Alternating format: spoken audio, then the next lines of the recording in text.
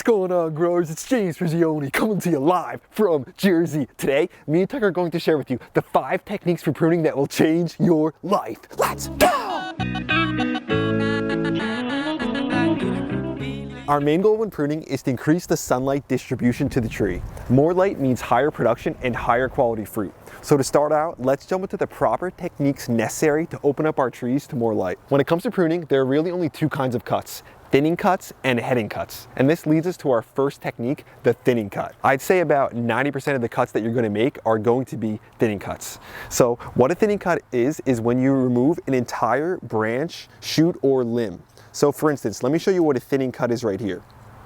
When we're going to cut this branch off right here, we want to remove it. This is going to be a thinning cut right here because we're removing this whole entire branch. Let me give you another example right over here. So right down here, I want to remove this branch because this branch is crossing over the top of it. So I'm going to make what's called a thinning cut. So we'll do that right here.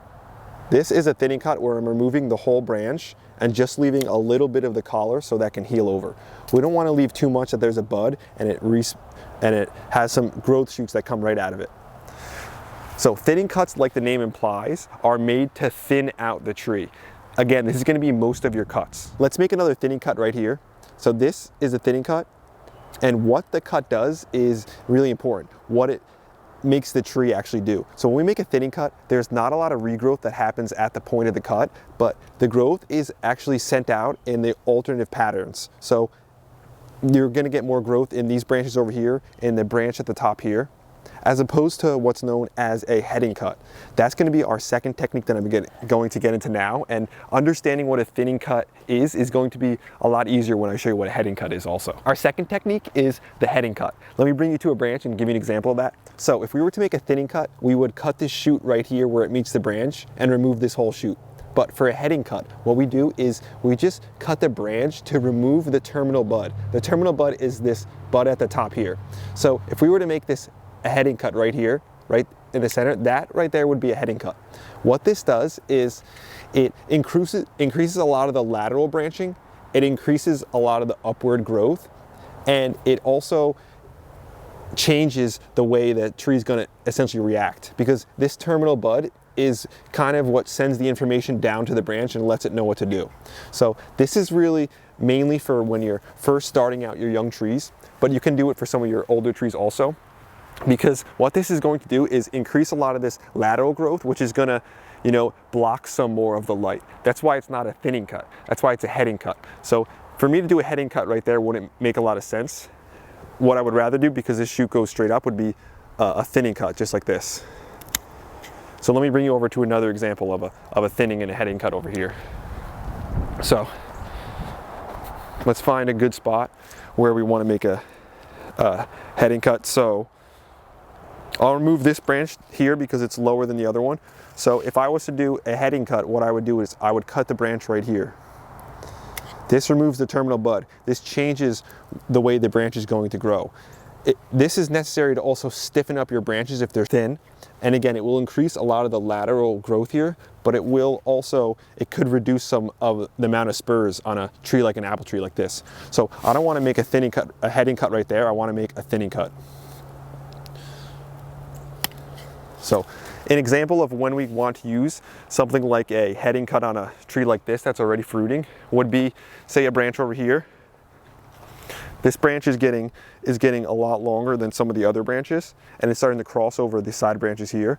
So I would make a heading cut, and it's best to do it on wood that's not 1 year old, a little older than 1 year old wood. So you can see right here where this collar is. That's where last year's growth started, and all this is 1 year old wood right here. So what I'm going to do is just cut right below that. I'm going to remove this. This is going to be a heading cut.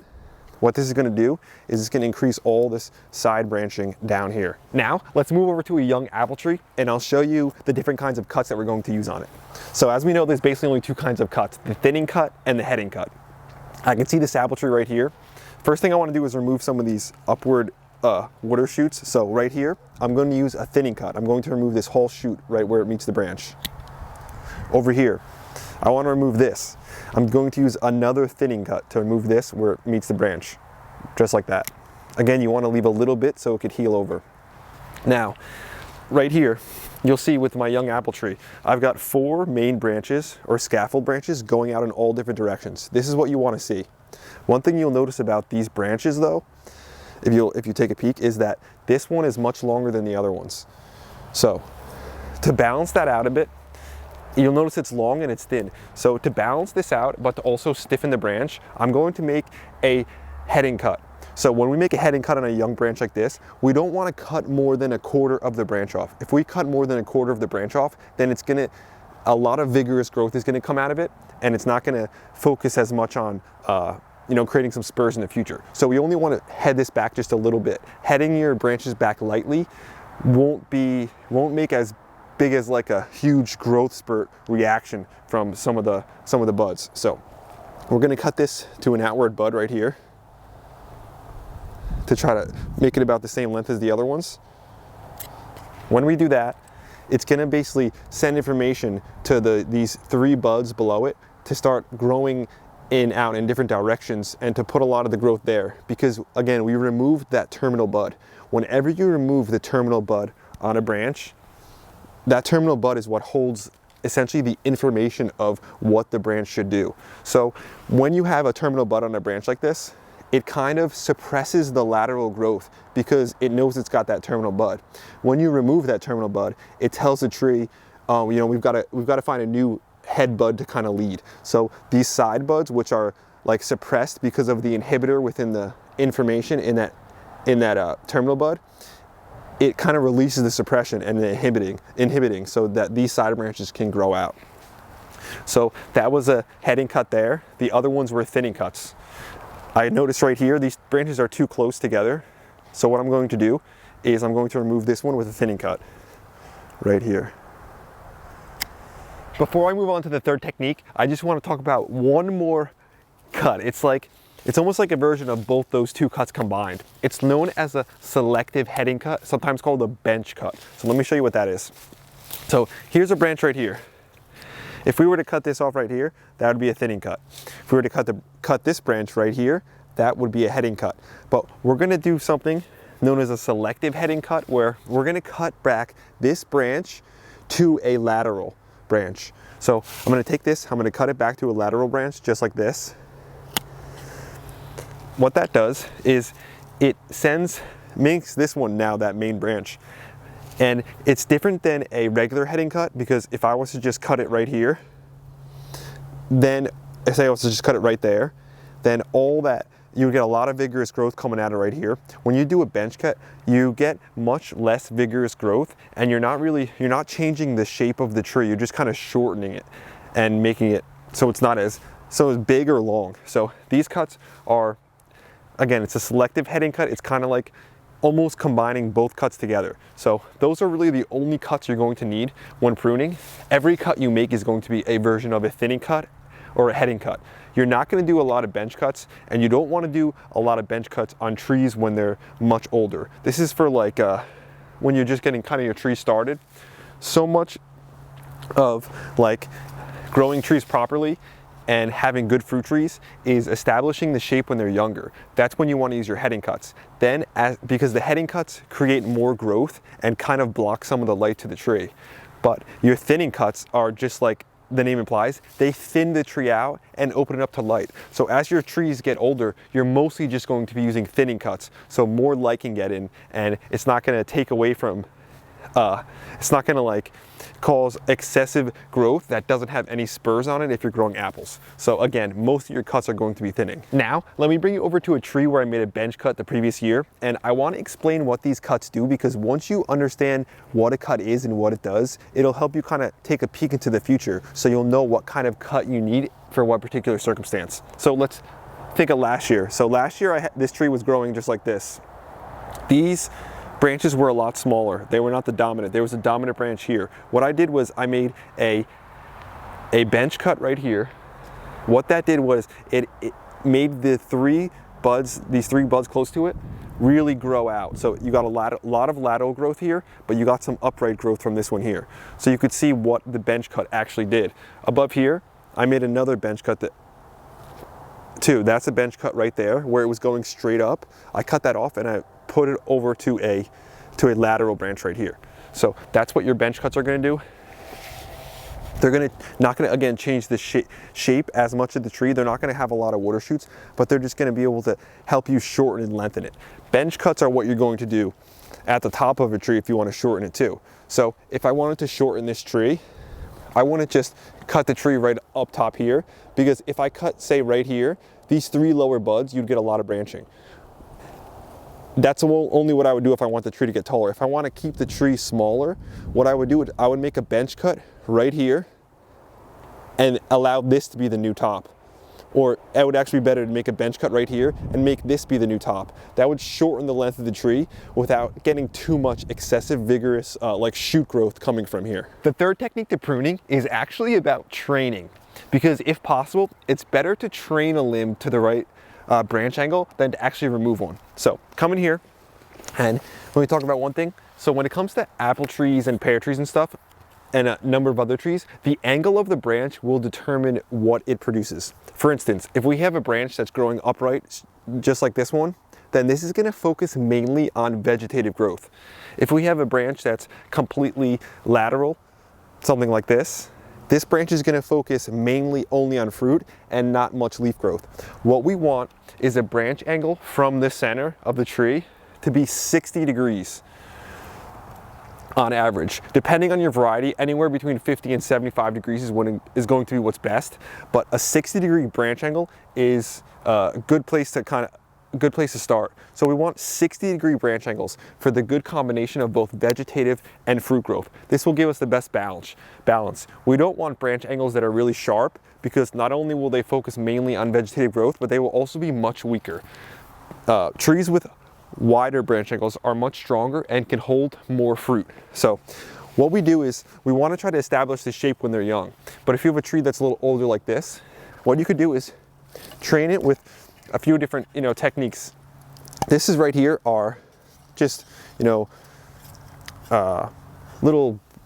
things that I made just from a pallet, just spreaders, essentially branch spreaders. I just cut up a pallet, made it like this, just so I can make a bunch of them, all different sizes, and put it in the trees where I need. So what I would do is I'd take this tree like this branch, angle it down to about where I want it, and then I'll put this right there to help give me that branch angle.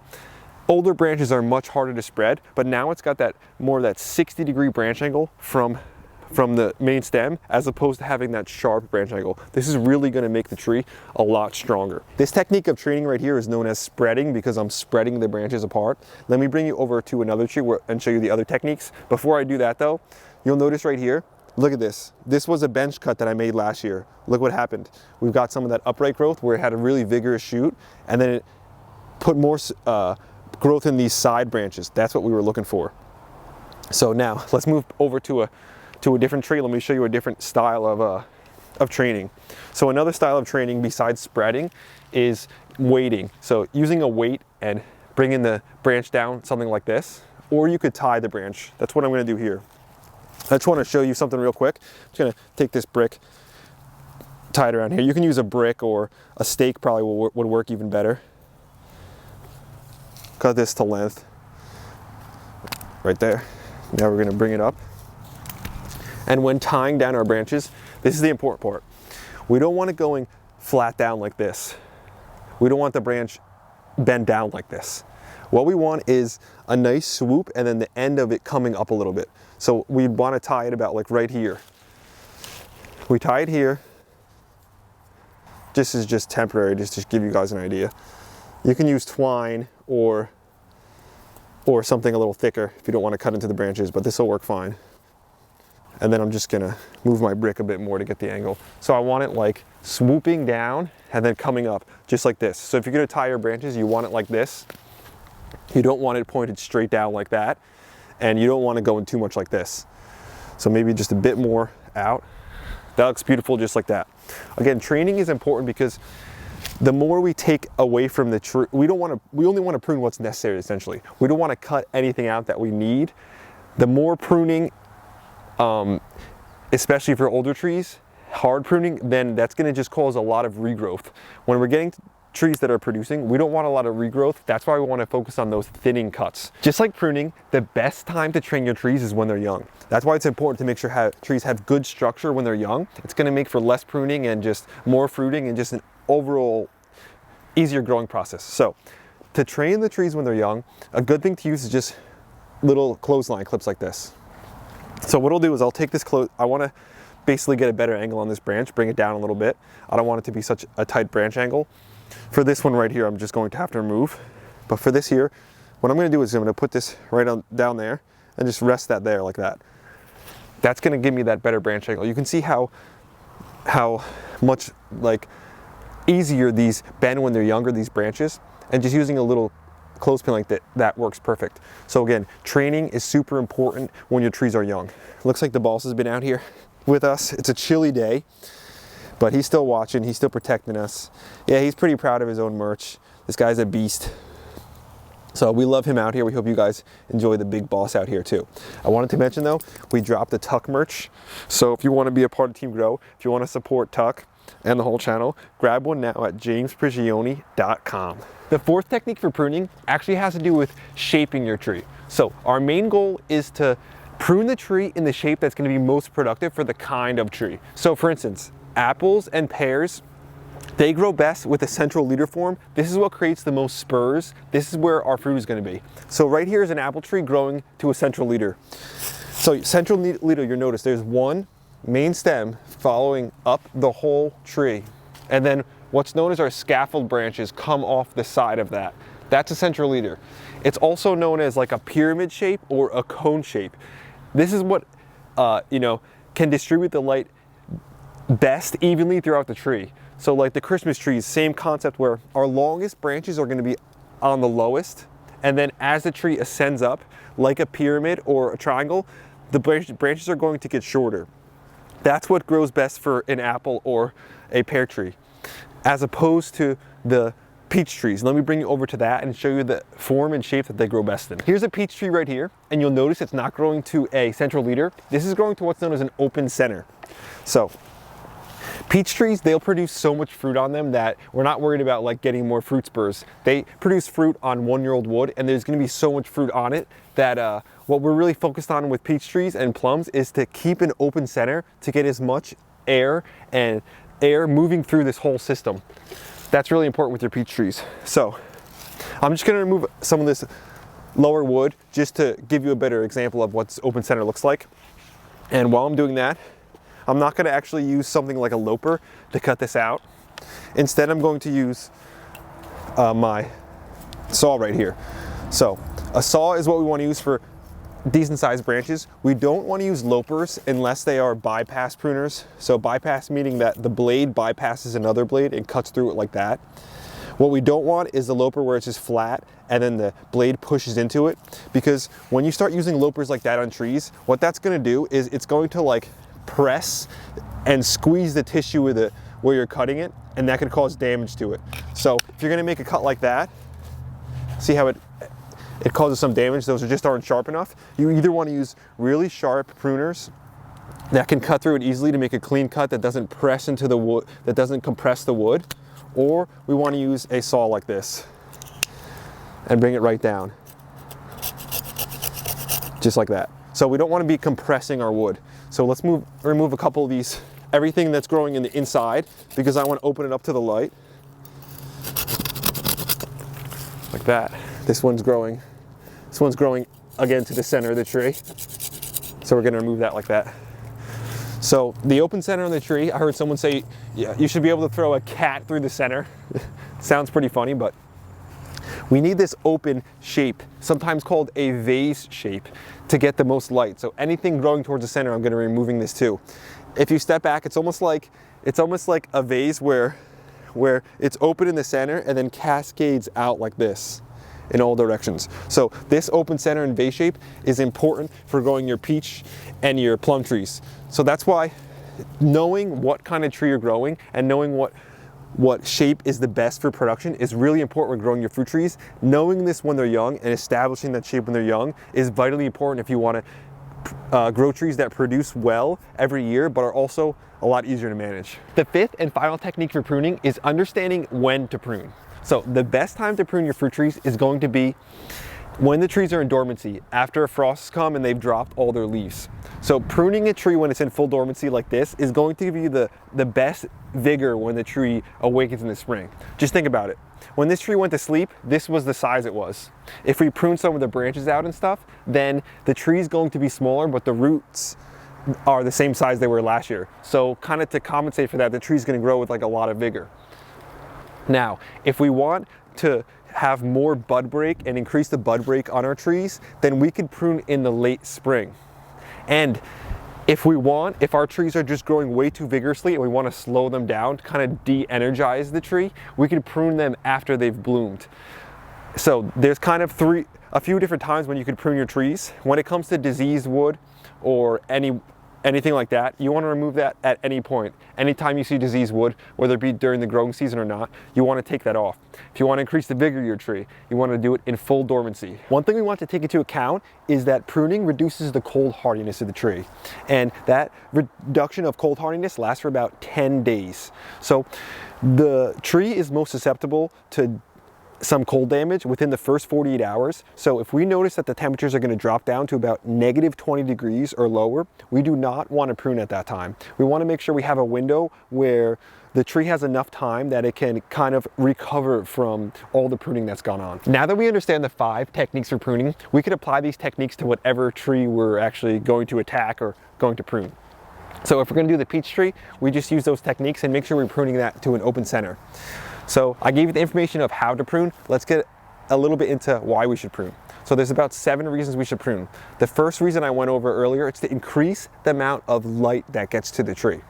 The second reason we prune is to control the size of the tree and keep it in its allotted space. So pruning is like a dwarfing process, but you can't take a full-size tree and try to make it dwarf by pruning excessively. Something like that is just going to end up with so much regrowth and so much water shoots. The third reason we prune is to increase the amount of air and circulation that the tree gets. That's super important for your open center trees like your peaches. The fourth reason we're pruning is to reduce the crop load. So something, again, going back to our peaches, if we don't use thinning cuts, thin out a lot of that wood, then we're gonna have so much fruit on that tree, we're gonna have to go out there and just thin the fruit ourselves. It's gonna be a lot of work. Or if we don't thin, the tree is going to try to overproduce and we're going to end up with a lot of little fruit instead of some good fruit. So reducing the crop load, that is number 4. Right, boss? This guy's always out here with me. So we just had to cut to him just for a second to see how cute the guy is. And then we'll get back to our list of 7. He was whining a little bit. He wanted a little bit of attention. He said, you got to give me just a little bit more screen time. So we'll give that to the big boss right here. He's shivering a bit because it's getting cold out here. So the 5th reason we want to prune, especially for something like apples and pears, is to renew some of the spurs. As the spurs on the trees get older, the quality of the fruit can drop off a bit. So it's good to have some new spurs that are getting renewed on the apple and pear trees so that they have better fruit. The 6th reason we want to prune is for limb selection. We want to choose the limbs that are in the best position to give the tree the most amount of airflow and the most amount of light. And the 7th reason to prune is to prune to the shape, just like I showed you. When it comes to peaches, that open center shape. When it comes to apples, that central leader shape. Those are the 7 reasons why we prune. Now we know how to prune and why to prune. Before I let you go, there are just a couple more things that I want to go over.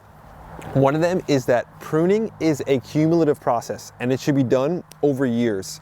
If you haven't pruned your trees before and there's a lot of stuff that needs to be pruned out, you don't want to do it all the first year. If you over prune your trees, then what's going to happen is they're going to show an excessive amount of growth and they're not going to focus on fruiting, they're going to focus only on growth. So again, if you need to make a lot of cuts in your trees, do it over a longer period of time. Doing it all one year, it's just going to be too much on those trees and cause way too much stress. The last thing that I want to mention is you want to understand where your trees fruit or how they fruit in order to understand their pruning process. So for instance, peaches, plums, those are going to fruit on 1-year-old wood. So wood that was grown from last year. As opposed to your apple trees, those are going to fruit on older wood on the spurs of the wood. So understanding where your tree is going to fruit is going to be able to guide you better on what kind of cuts that you should actually make.